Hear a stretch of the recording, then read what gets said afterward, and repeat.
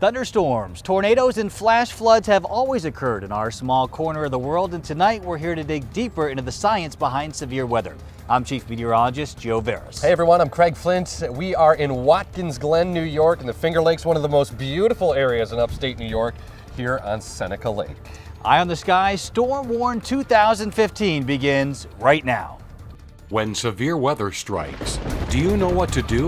The WENY First Warning Weather Team is here to protect you and your family when the weather turns bad. Drake Heating and Air Conditioning presents Eye on the Sky, Storm Warn 2015. With the warmer weather upon us, it is time to get out and soak up the sun, especially after that long winter, right? It's also a time where thunderstorms become more common. Did you know that the Earth is struck by lightning an estimated 100 times a second? Pretty impressive. Here to explain the science behind thunderstorms and how they form is Chief Meteorologist Joe Veras. An estimated 1,800 thunderstorms occur every day worldwide. It's a battle between clashing air masses with lightning, damaging winds, hail, and heavy rain. Thunderstorm frequency here in the Twin Tiers increases during the warmer months, although thunderstorms can occur at any time of the year. In order to better understand the risks involved with thunderstorms, let's begin with how they develop. There are 4 basic ingredients in order for a thunderstorm to form. We need instability, wind shear, lift, and moisture. When all 4 of the pieces come together, chances for thunderstorm development increases. We can monitor each one of these parameters, which gives us an indication of whether or not thunderstorms are likely in a particular day. Now, thunderstorms begin to form with rising air called updrafts. As the sun heats the Earth's surface, these updrafts will rise in the atmosphere, condense, and form these fair weather cumulus clouds. These puffy clouds will begin to grow in height, though, as the updrafts become more intense, eventually resulting in a towering cumulonimbus cloud. These clouds extend up into the freezing layer of the atmosphere. Some of the more intense storms can extend upwards of 50 to 60,000 feet in elevation. Now, these mature storms will contain both updrafts and downdrafts. It's these downdrafts that become very dangerous because downbursts occur, and that can result in damaging wind gusts in excess of 90 miles an hour. Frequent lightning and large hail can also occur with these thunderstorms. Now, some thunderstorms will go on to produce tornadoes. In order for this to happen, sufficient wind shear or changes in wind speed and direction need to occur. This produces a sort of horizontal spinning, which is not visible. But when you combine this spinning along with an updraft from a thunderstorm, you get more of a vertical wind circulation, and that sometimes can go on to produce tornadoes. Now, while tornado frequency is much higher in other parts of the country, New York does average 10 each year, while Pennsylvania averages 16. In order to help you and your family stay safe during severe weather, it's important to understand the differences between watches and warnings, and to know what to do when these are issued. When a tornado or severe thunderstorm watch is issued, it means conditions over the next several hours will be favorable for that type of severe weather development. This is the time to review your plan of action should a warning be issued. Warnings are issued when severe weather is imminent. This is when immediate action needs to occur to keep you and your family safe. When tornado warnings are issued, the safest place to be is at the lowest floor of your home. If there's no basement, you want to get to an interior room. Mobile homes offer little protection to even weak tornadoes and should be evacuated. Now, as a last resort, if you're caught outside, you want to go to the nearest ditch or low spot. During severe thunderstorm warnings, you want to stay indoors and away from windows. Before thunderstorms arrive, if possible, unplug valuable electronic devices. You don't want to be using wired devices during thunderstorms. Cell phones are safe to use. Avoid standing or running water. Vehicles do provide safety from lightning, so if you're caught outside during a lightning storm, one of the safe places to be is in a hard-topped vehicle. You also want to avoid water-covered roadways because with some intense thunderstorms, flash flooding can occur, and this is a big issue for our local region here in the Twin Tiers. During flash flood warnings, you want to get to higher ground, avoid water-covered roadways. One half of fatalities associated with flash flooding occurs in vehicles, people trying to drive through flooded roadways. Only 2 feet of water is enough to float most vehicles, including SUVs. Remember, turn around, don't drown. You really don't know if the road is washed away underneath the flooded water, and always keep children away from high water. Remember, we at WENY will relay severe weather watches and warnings that originate from the National Weather Service. You can count on us for severe weather information, not only over the air, but on our webpage and through social media as well. Okay, thanks, Joe. Coming up in a little while, we will look into some weather fact or fiction, so you don't want to miss that. But first, a story about being up close and personal with a tornado. That's straight ahead. You're watching Eye on the Sky Storm Warn 2015. We'll be right back.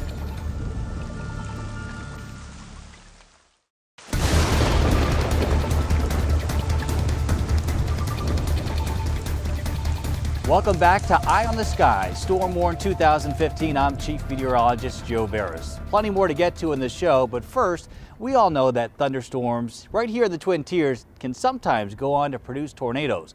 What are the chances it happens to you? Well, in this next case, it did happen. Here's Craig Flint with more.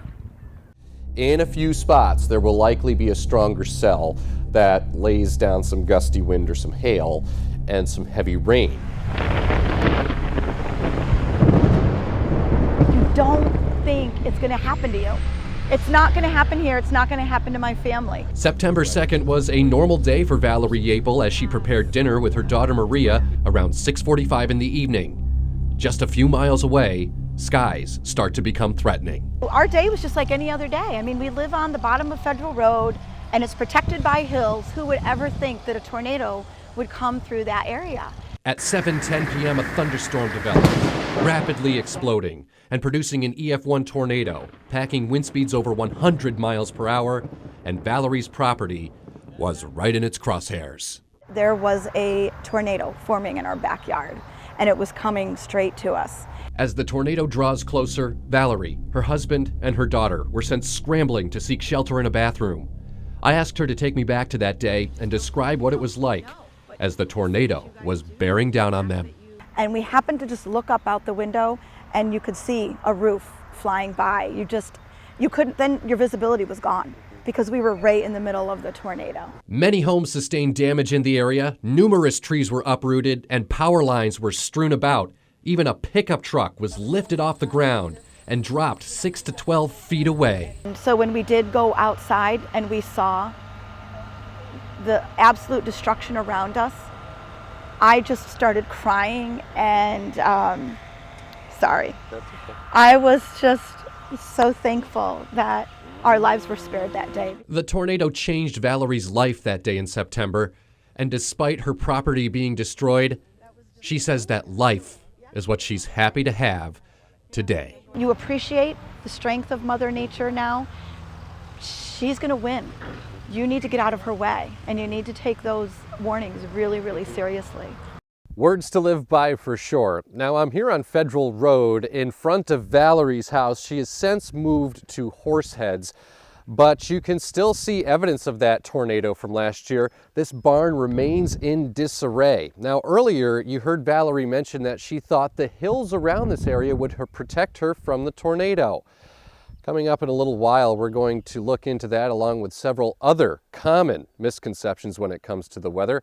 For now, reporting on Federal Road in the town of Baldwin, I'm Craig Flint, WENY News for Eye on the Sky Storm Warn 2015. Thanks a lot, Craig. Coming up, what should you do if you're stuck outside during severe weather? Renata Steele will have that story. But first, top 5 myths and misconceptions about severe weather. You're watching Eye on the Sky Storm Warn 2015.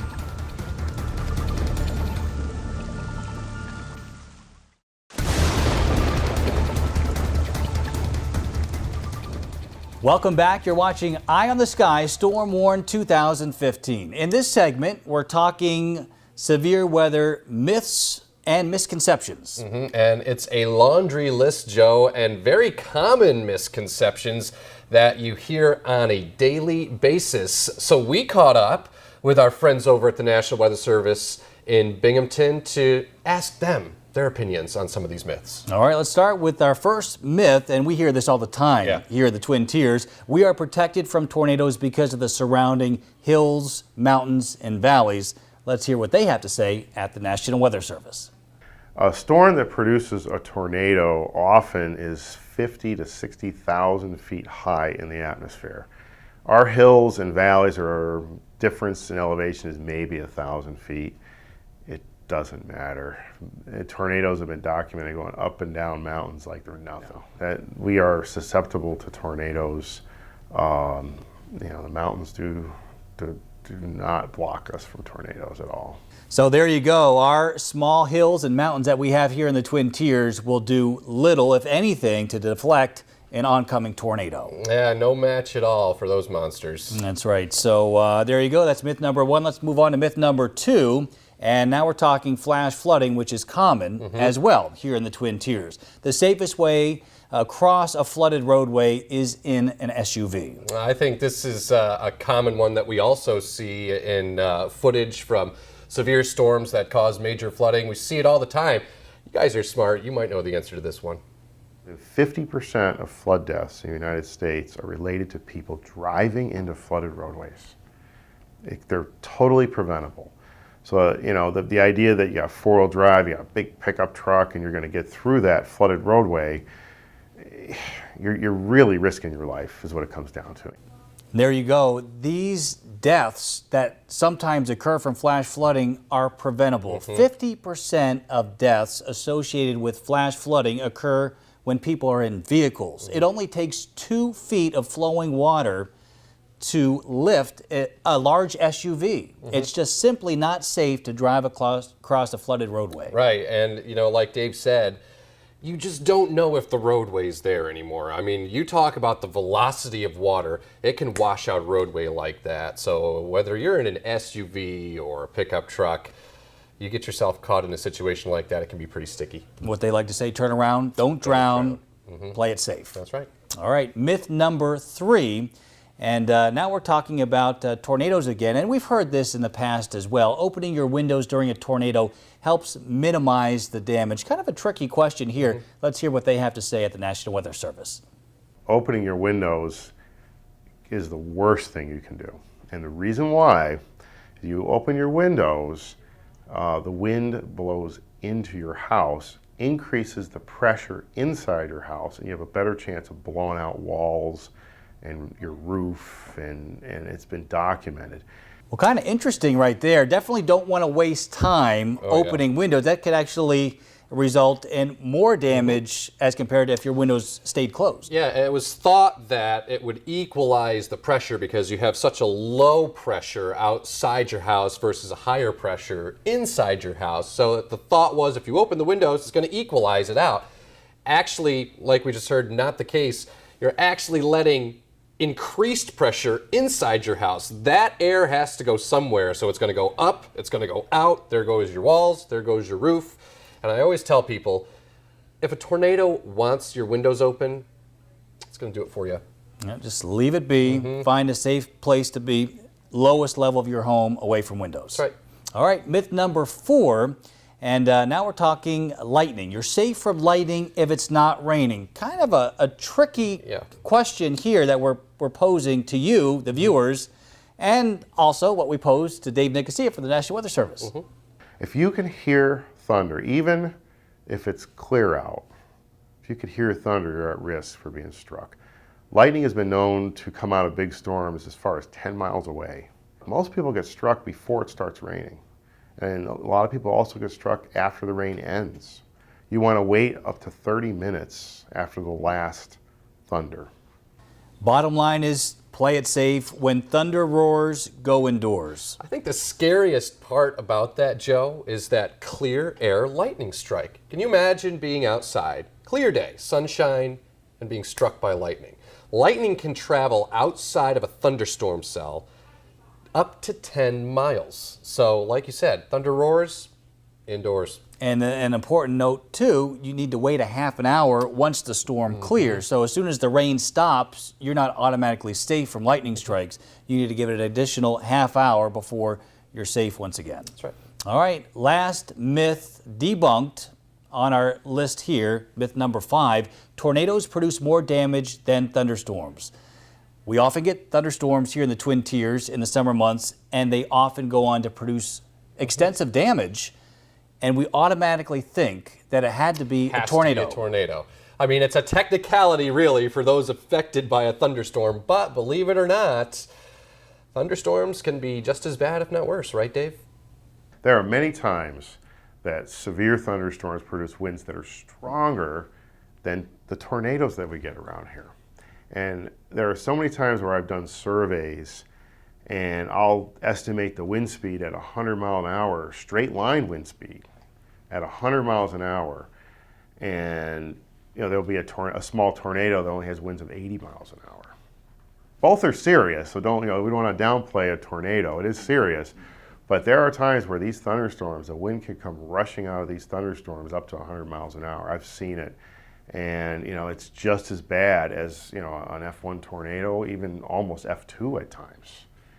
Well, that one was very interesting because, downbursts from thunderstorms, microbursts, can produce winds in excess of 100 miles an hour, which will flatten a lot of things that are in its path, including homes, trailers. Automobiles can get flipped from just downburst winds, while tornadoes can be weaker. Yeah, we like to say here in the weather department, vigorous velocity. That air is moving along with some of those thunderstorms. That's why it's so important to take severe thunderstorm warnings seriously. We all take tornado warnings seriously, but severe thunderstorms obviously can cause as much, if not more, damage than tornadoes. That's right. All right, our next segment coming up, we're talking about how to keep you and your family safe when you're spending time outdoors, camping, hiking, sporting events. Summer months are here, a lot of that going on. Stay with us. You're watching Eye on the Sky, Storm Warn 2015.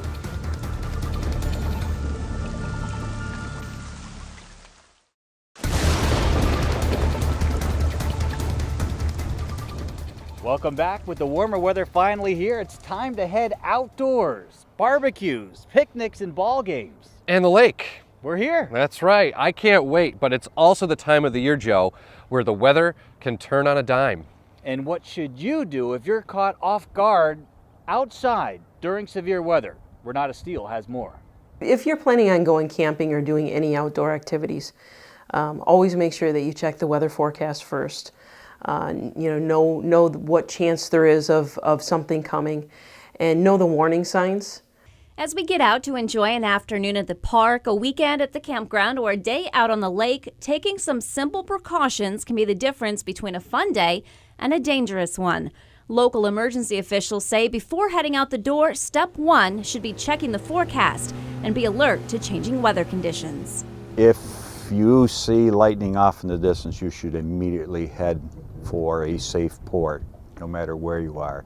Sergeant Steve Lawton heads the Marine Division with the Schuyler County Sheriff's Office. He knows all too well what can happen if boaters don't heed weather warnings and what to do when severe weather strikes when you're on the water. He says there are telltale signs the weather is turning, like a sudden change in wind direction and temperature. Hints you should head back to shore. But what if you can't make it? One would be putting your bow, getting in the middle of the body of water, putting your bow into the wind and riding the storm out, what we call riding the storm out. The bow would be into the wind with a slight throttle, mainly keeping the boat in the same position in the lake until the storm passes. Usually they're relatively quick. Keeping a low throttle will help prevent the boat from running aground. Also, if your boat has a cabin area, get below or duck down in the middle of the vessel if that's not an option. You're probably going to get wet if you don't have a canvas on your boat. There's no doubt about that. Or a cabin area, enclosed cabin area to get into. You have to tough it out. And perhaps most importantly, make sure everyone wears a personal flotation device. Lawton says there are other key tools you should have on board in the event of an emergency. Marine flares, a horn or whistle, fire extinguisher, and a line and anchor. Some boats also come equipped with a weather radio, but a portable one is also a good idea. On land, many of the same rules apply. Certainly when you start to see those dark clouds coming in, most people don't realize that if you can hear thunder, then the storm is close enough for you to be struck by lightning. Kristen Card with Chemung County Emergency Management says whether you're at a campground, ball field, or park, think about where you can seek shelter if severe weather is coming. So as soon as you hear thunder, you should be looking to get into, that safe place. At a campground, a bathhouse is a safe option. Even RVs can be overturned with strong winds. And if you're out in the open, make yourself as small as possible. Crouch on the balls of your feet with your hands over your head, away from trees. That old adage, don't go underneath a tree in a storm, is true. Because, if the tree gets struck by lightning, if there's straight line winds and limbs start coming down, then you're in the path.